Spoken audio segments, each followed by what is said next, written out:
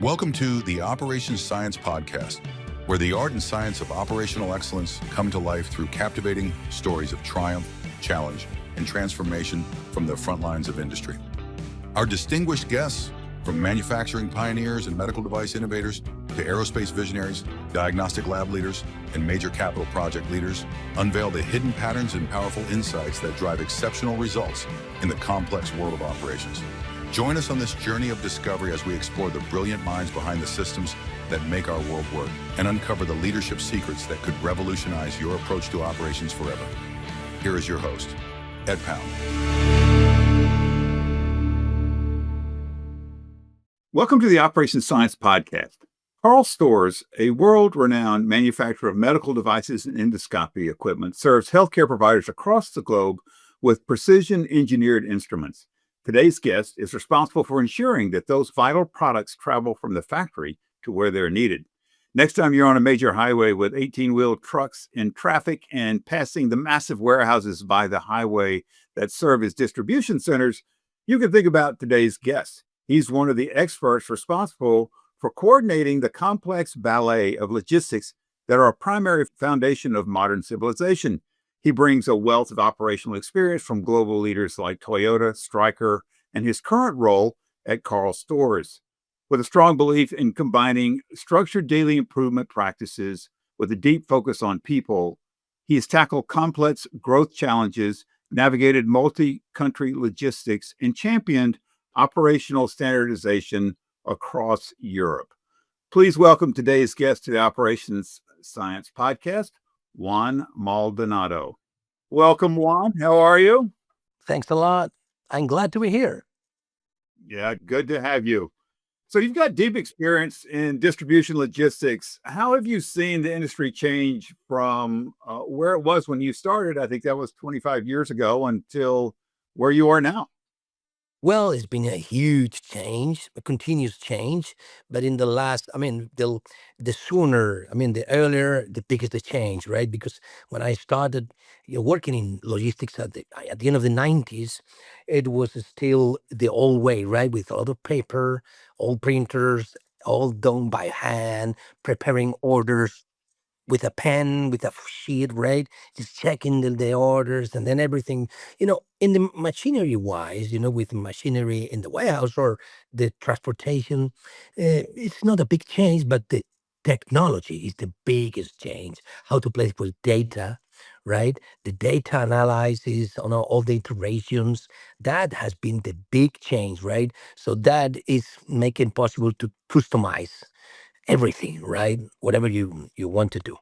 So that's interesting. You talk about customization.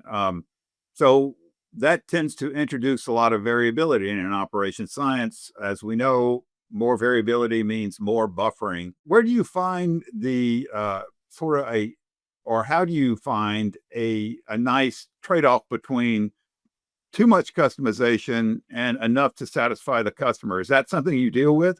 Yes, of course. And you said before that I have some experience in standardization, right? So that's the big challenge, right? When you want to use a standard, unique ERP system or whatever system to manage all your job, your orders, your finance control, your logistics control, you need a standardization, right? To harmonize the system so everyone can use it. So the challenge is if you do, let's say, too many customized tools too much, right? That's not good because then you're not standard, right? So the challenge is always how to standardize, but being able also to adapt to your customer and to be flexible, right? So you need a very very strong tool and very flexible so you can do like normally is in the hierarchies ways or whatever that you can make sure that you can, yeah, if needed, you can use that. But When you're implementing systems, have you've been involved with implementing new systems for logistics control, or are you just given the system that you're working with and you're trying to adapt to it?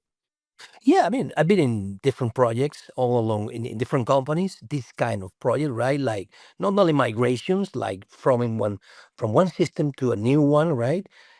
also trying to in the same system to standardize operations tasks, right? And but the good thing is that normally everything tends to be similar, right? In the same way. Right. You're doing the same thing over and over, right? Overall, it's always the same, right?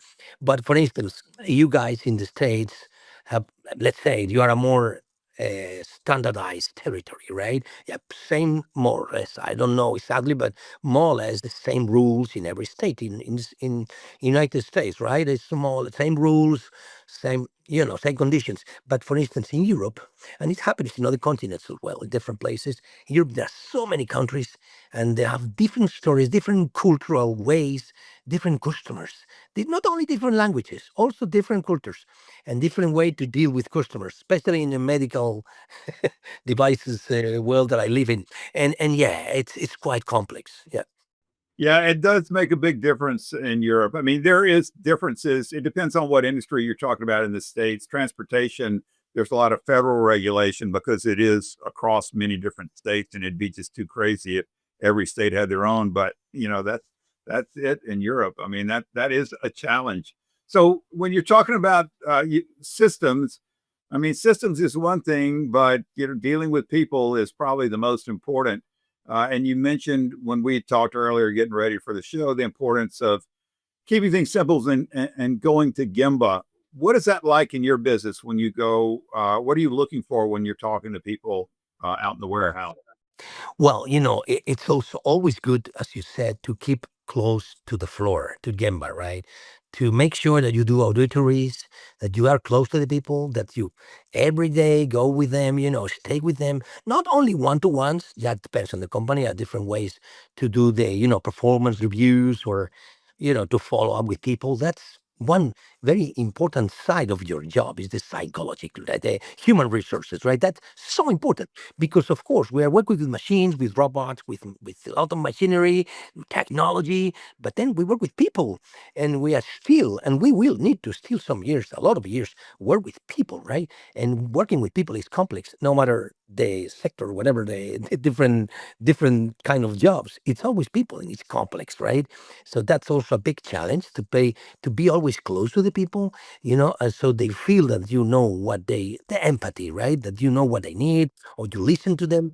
And it's also good the management daily operations, which is the kind of briefings that you do. It can be daily, weekly, monthly. So you stay with them for a while, 10, 15 minutes, even half an hour, depends on on the times you have this meeting. So you look at the KPIs from the previous day, and then you see what's up today, how we're gonna do this, the resources, play with the resources today, who is out, who is here, who's gonna do that and that, what is happening, the tickets that you maybe have open issues, whatever.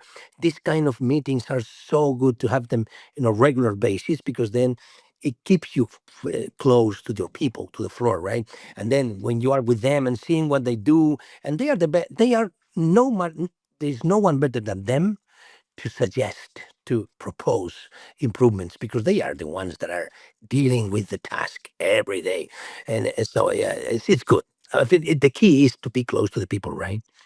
Right. Well, I think when some of our other initial conversations, you made a great point because there can be a problem out there that everybody sees, and if you don't ask them about it, you might not know about it. It's like when someone said, "No, this is broken." Okay, and then the next day in the same meetings, briefing, right? The first time in the day, okay, it's still broken. But did anyone raise the hand? Did anyone raise the ticket, or did anyone let maintenance guy know? So it's good to also have always plans and schedules and owners. Like, okay, who's gonna take care of this? Okay, myself. Okay, then make sure that tomorrow when we ask again, the ticket is raised or the issue is reported. Yeah, that when I was what we called them cell managers, it was a process manager in manufacturing. I used to do those meetings every day, and actually, it was kind of only after that I realized there's some places that don't do regular meetings, and to me, that just seems just like introducing a lot of chaos because you walk in rather than getting everybody together, you kind of have to walk around and see what's going on. And to your point, if there are problems out there, you could find out about it right away. And without having those regular meetings, Who knows when you find out about it? Yeah, it's good because then they know that if something happens or if they want to tell you to raise anything, they know that the next day they can talk in the meeting and everyone can listen to it and everyone will be, in the loop.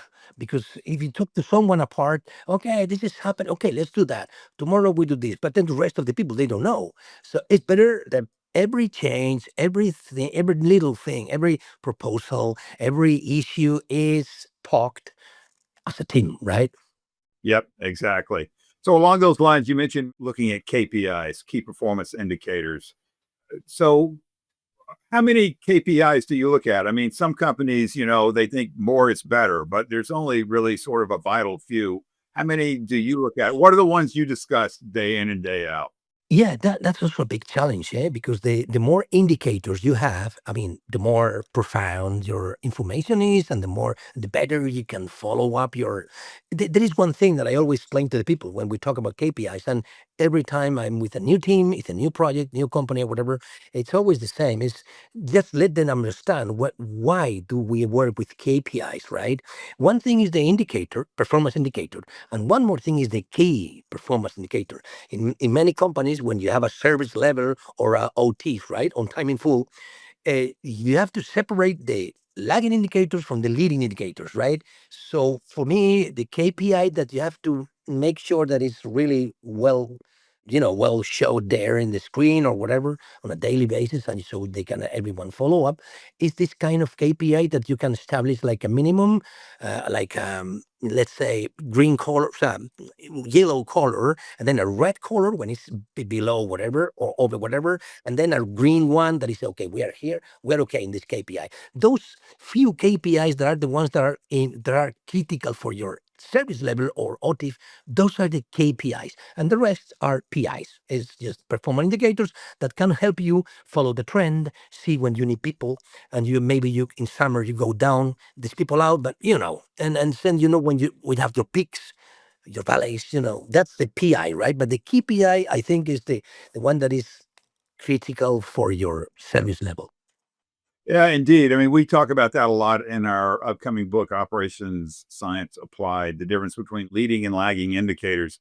The leading indicators tell you what is going to happen. So, for instance, like capacity utilization, do I have enough people for the work that needs to be done? And then work in process, how many tasks do they have? If I have too many for them to do, things are going to get confused. And I like that a little translation based on what you just said is the K in KPI is going to be those leading indicators because those are the ones who are going to tell you what you're going to get.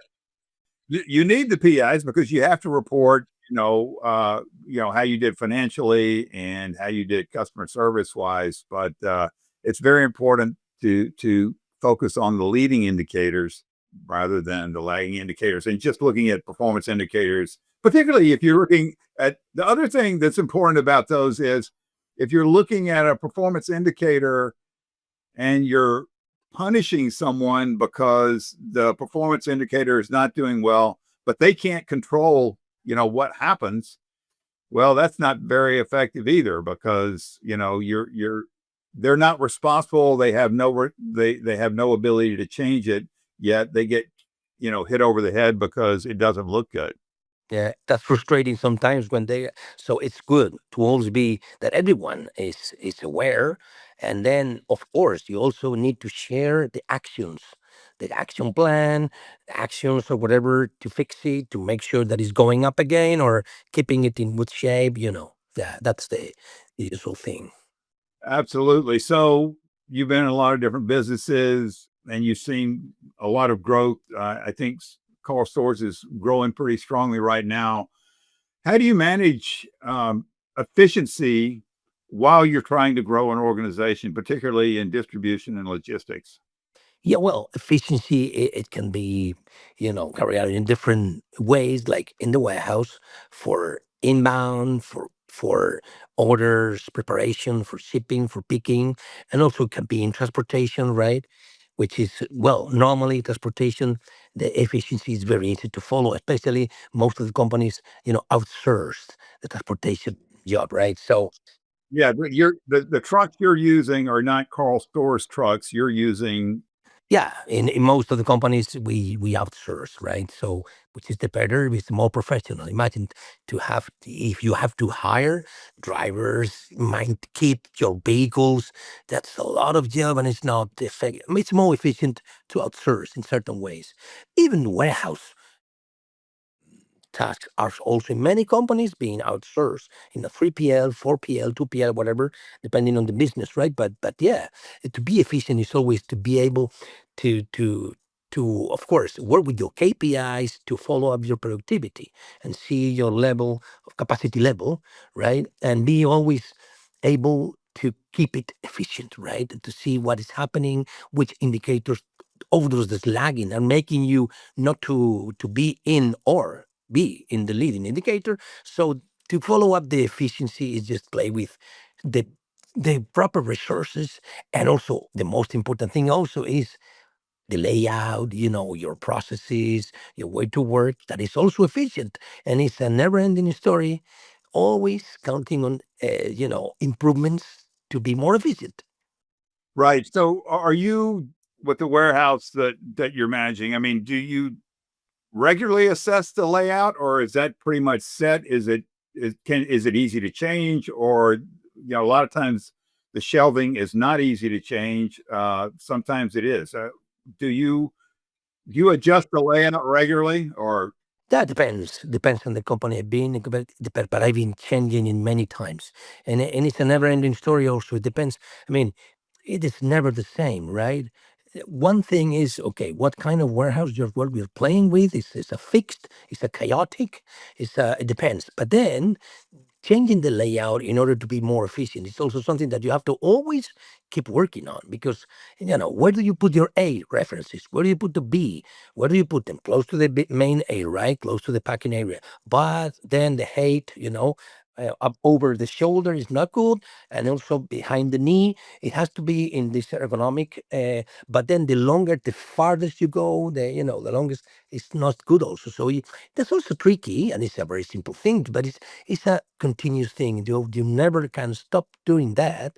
And also depending on the product that you're working with, if it's a big product, small product, it depends. So you have to different areas, different zones, and maybe sometimes you have to do different tasks for because business need, and you maybe will need to do a special packaging or special whatever, special documents or something. So you have to make sure that all the layout is designed in a way that everything is covered. sure? Yeah, I mean, as you mentioned, what drives that a lot is demand changes. So your products change, so there are different characteristics for different products, which would drive different adjustments from time to time. Is there So you set up a layout? I mean, and you had say, for example, you've had a layout of a warehouse for 5 years, and then you make the decision that you need to change. I mean, are you changing because it's every 5 years, or you're changing because, well, now demand has changed, we've got new product lines? What drives the change? I've been working with different companies, and in the situation of the company is critical also. If the company is growing up or is more stable, that depends, right? So that depends. And I've been in different projects, like in big companies that, for instance, we had like a 10% of growth every bit. Business wise, right? Which is a lot, right? It can be 6, 7%, 10%. That depends. So that can help you get an estimation of, okay, if I'm using, I don't know, 10,000 square meters now, how much will I need in 5 years?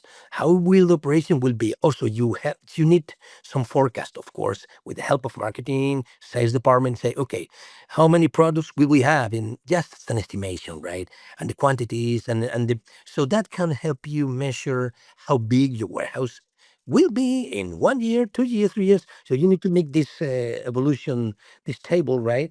And also make sure that if you're going to move, we're going to, in a move project, I've been in some of them, move in big three different companies, big projects, like move project, right? Moving from a place to a different place. And That's one of the strongest and biggest challenges that you can have in a logistics place, right? To change completely the place, different place, and that's also good to make sure that your tasks will be completely and correctly done, right? And everything will be planned. Like, okay, what if this happened? What if that happened? Okay, we have this buffer or this backup area for this if that happens, and then there are many also things together. You have to make sure to keep new place. It's they're following also all the regulations and all the needs and everything, right? But it's always really important to calculate, your layout. How long will it be there, right? Yeah, that's right. I mean, it's everything's the same all over. It's all operations.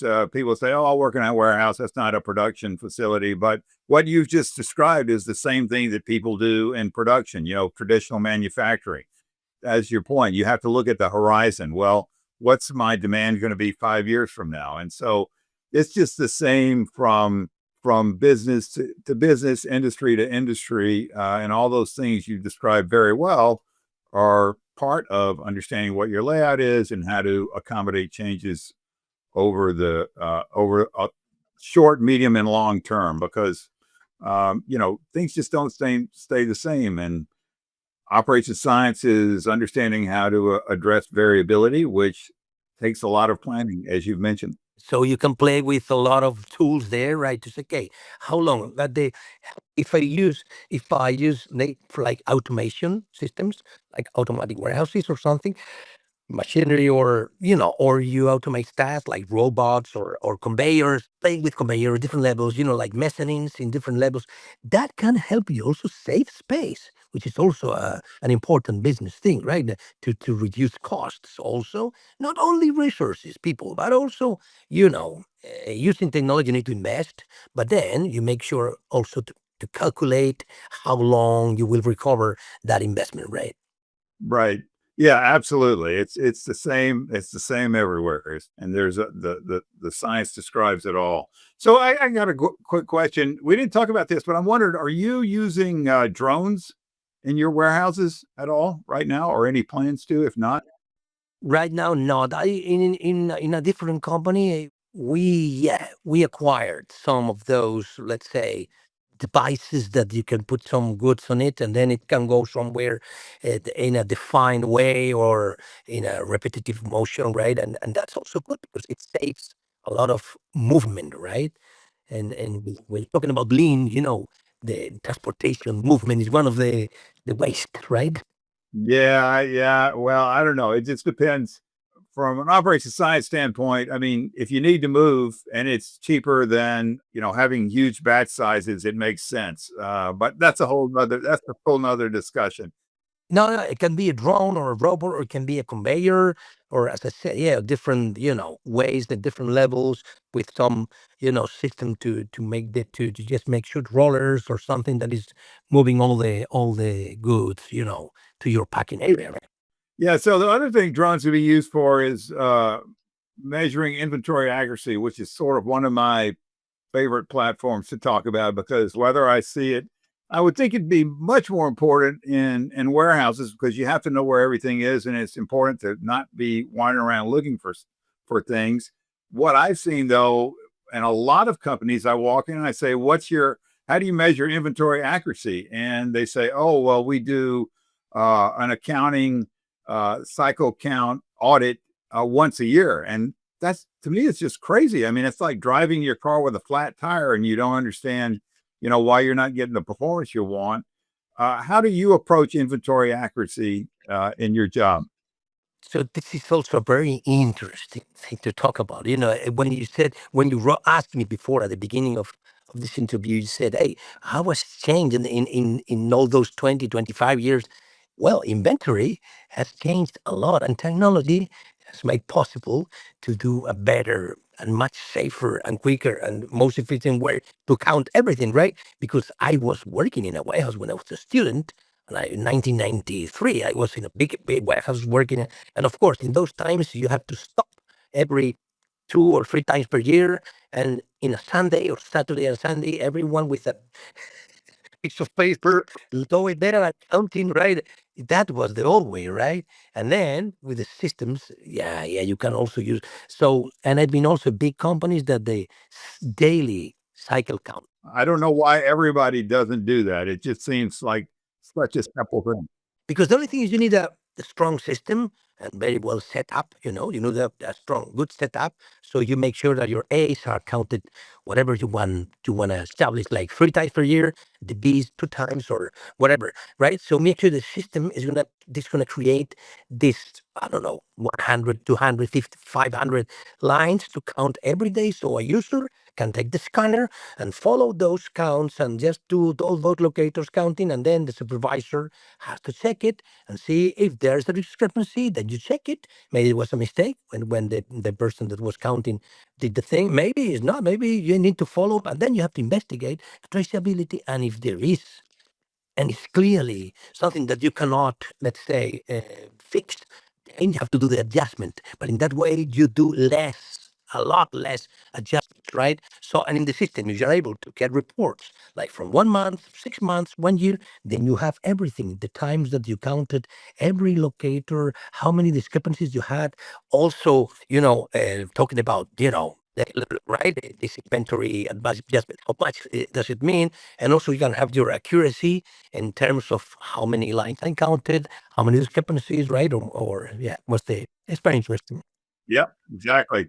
You can do root cause and corrective action analysis. Why are we having a problem? Why is this always, this one particular item, having low inventory accuracy? There's just so much you can do. And, you mentioned having a good system, but my experience is that you can do it with an Excel spreadsheet. Now obviously it's not that's not ideal, but any size company could do that, and it just makes like a big difference. I mean, if your inventory accuracy is say 60%, every 40% of the time when you walk out there to get something, it's not going to be what you think it is, which is just a huge increase in variability. It's a mess. God, that is a mess. I'm used to be over 99, 98. So, man, if you tell me about 60, oh my God, I don't want to see that anymore. Yeah.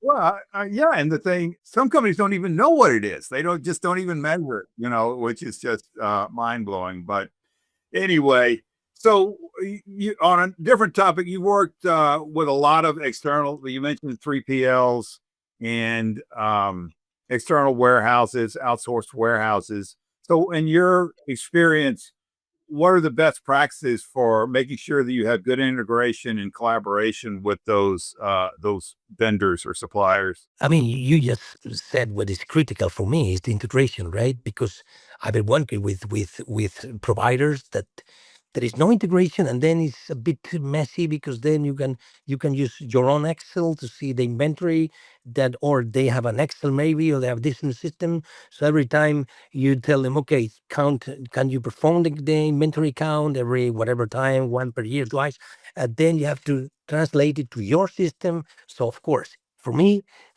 integration is one of the most important things. But of course, another very important thing is how is your provider? I mean, how big it is, how good is it, right? What's the service level that this provider? How gonna follow up?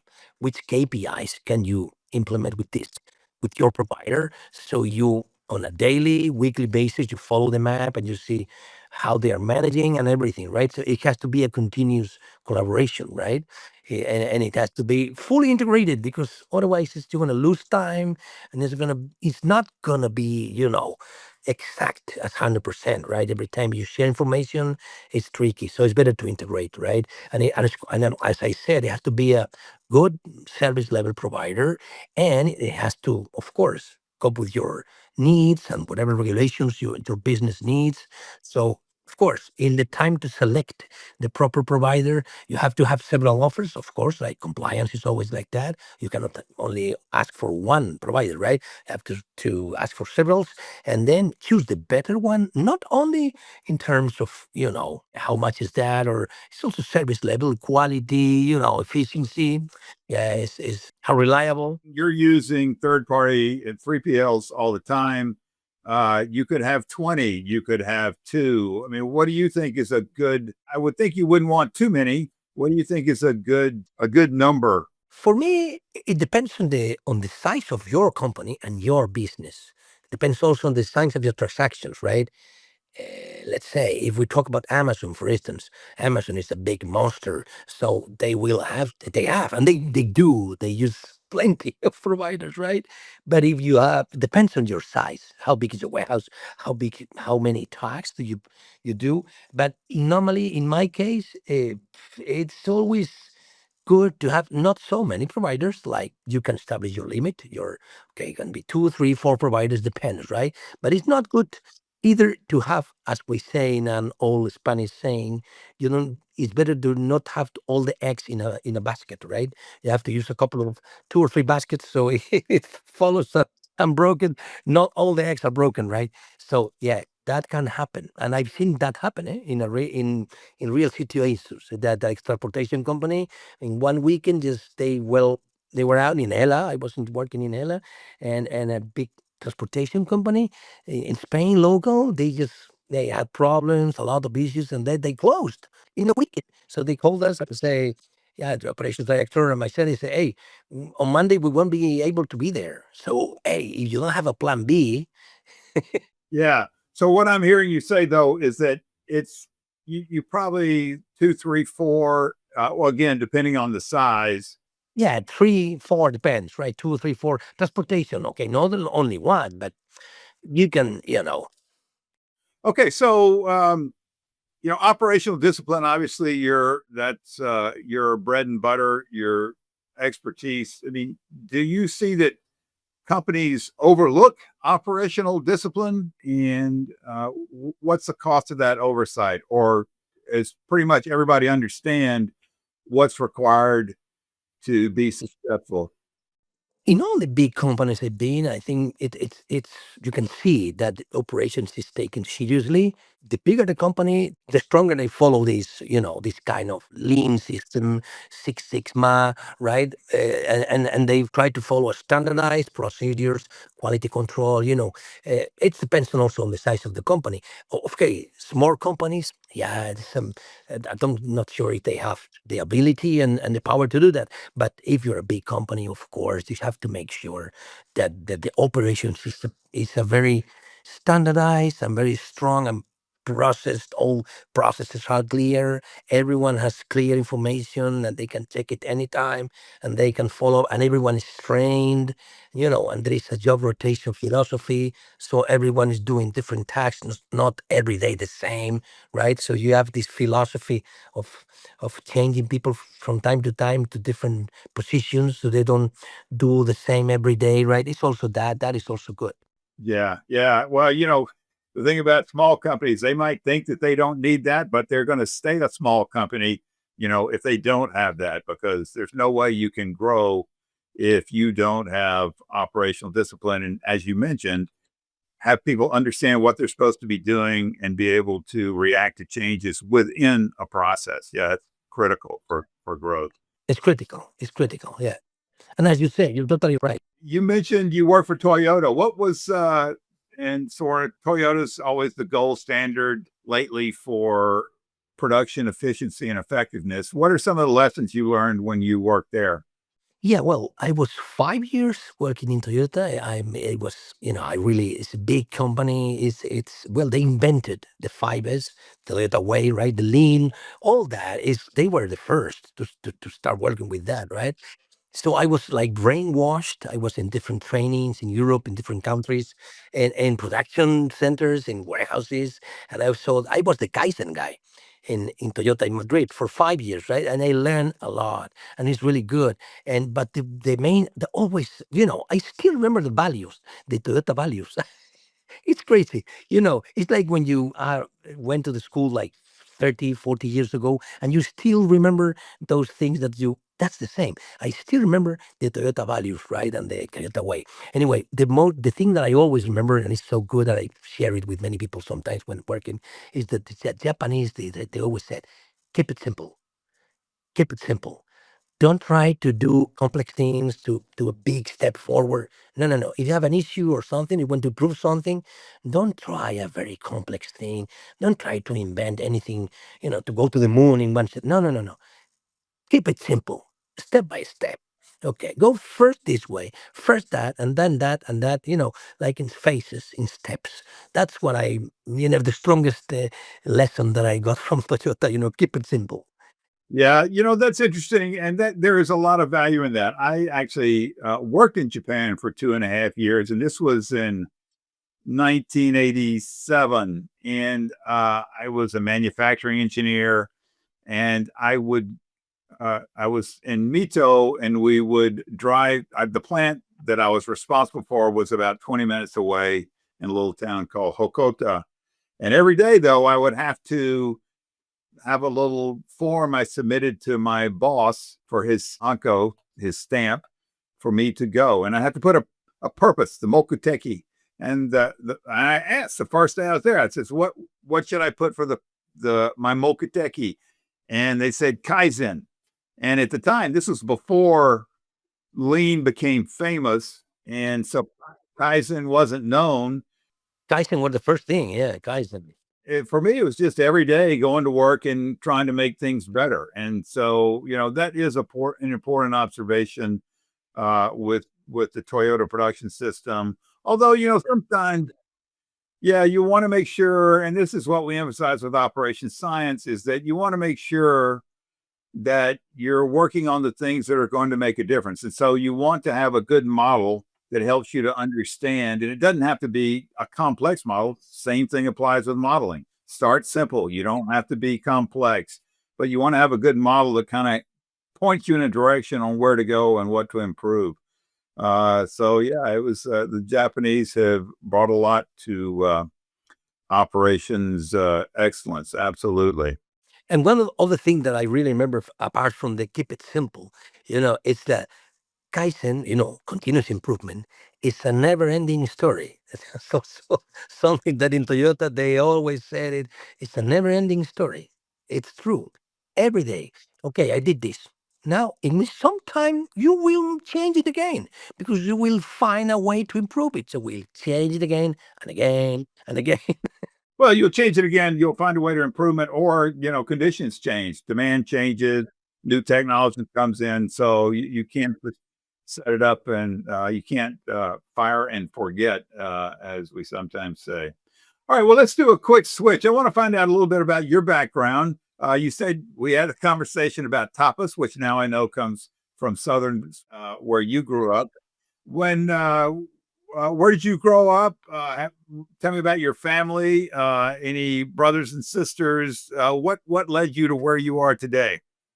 Oh yeah, I mean, so I'm a regular Spaniard, regular Spanish guy. I was born in the south of Spain. I was born in Linares, Jaén, where it's the biggest producer of olive oil in the world, I think, because it's a big area. Of course, when we talk about big here in Europe, you guys are in a different league, right? Because the states are so huge. But for Europe, Spain is a middle country, right, in Europe. And I come from the south. It's a big province where they produce a lot of olive oil. But my father was born in Almeria, in the southeast coast, where all those spaghetti movies were shot. Remember, Clint Eastwood we did all those movies there in Almeria, in the desert, and then many other movies there, right? So my family comes from that area, and then my father was a mining engineer, and he worked with a country, a public company, and so he traveled a lot. So we were living in Ecuador, Quito, South America, 3 years when I was a kid, and then we moved to Madrid, and then we were in northwest of Galicia, 6 years, and then we came back to Madrid, and ever since, it's been most of my life in Madrid. I'm not a guy from Madrid, but in Madrid happens like many other big towns, right? That there is a lot of people coming from everywhere, right? It's a big town. It's a big town. It's the biggest in Spain, right? Together with Barcelona, those are the best two big towns, right? And I've been living in Madrid since 1997, and I have two brothers and one sister, and one is a veterinary, and then my sister is working in a transportation company, and my youngest brother, he's an electronic technician, and he's working in Abu Dhabi right now. He's working in Abu Dhabi. Yeah, yeah, as a technician. Yeah, he's been there already 2 years, and yeah, man, it's a big thing, eh? Because he every time he sends me, pictures and it's man, it's a different country, different way. It's interesting, and I have two kids. I have Jimena, who is 14, and Leo, who is 11 years old. They are beautiful. I mean, you have kids, right, Ed? Yes, I do. I have three, but yeah, they're older. Is the most important thing in your life. I mean, we really give everything, all our energy is for them, right? Yeah. Well, that's interesting. So your dad was a mining engineer, so he exposed you. I'm sure, maybe that's where you got your technical aptitude from. And so when did you decide? So you mentioned that you were a student and you worked in a warehouse. When did you decide that, well, yeah, I like working in this warehouse business. Maybe this is a career for me? Actually, that's why I ended up working in a different thing that my training, because I am a geographer. I'm a bachelor in geography, right? And I did so I was working for 3 years in geography things like making maps, GIS, geographical information systems, which when the people talk or ask me what is a GIS, and I say Google Maps. Google Maps is a GIS because it's a geographical information system. So it's just a simple way to say different layouts with information, and you put them all together. One is the mountains and rivers information. Other one is the people. Another one is the roads.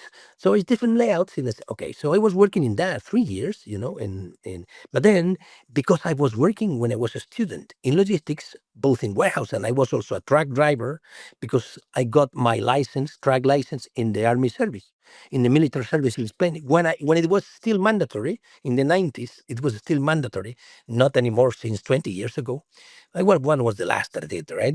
So I got my truck license. I also had to work with whatever I could, So when I was a student, so I worked in many things, right? I was also an electrician, waiter, many things when I started, right? But in the warehouse, I have a similar background. Yeah.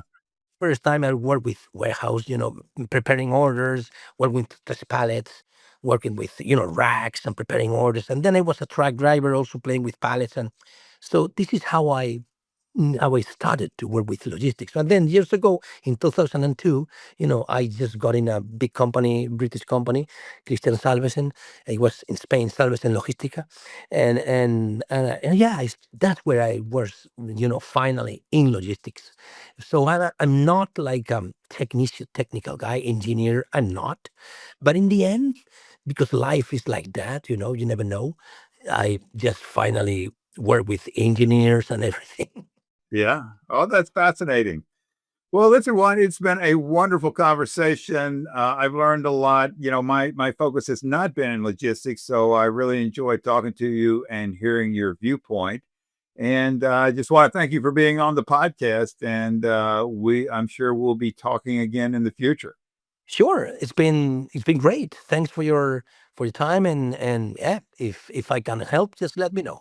Sure will. Enjoy the rest of your summer. You too. Take care. Thanks, Ed. The Operation Science podcast requires more than a conversation. It takes action, research, and collective wisdom. If today's episode resonated with you, we'd love to hear your insights. Join the conversation and help us shape the future together. Join the Operation Science Institute at opscience.org. We'll be back with more stories, strategies, and real-world solutions that are making a difference for everyone. In the meantime, be sure to subscribe, rate, write a review, and share it with someone you think would benefit from it too. Thanks for listening, and see you on the next episode.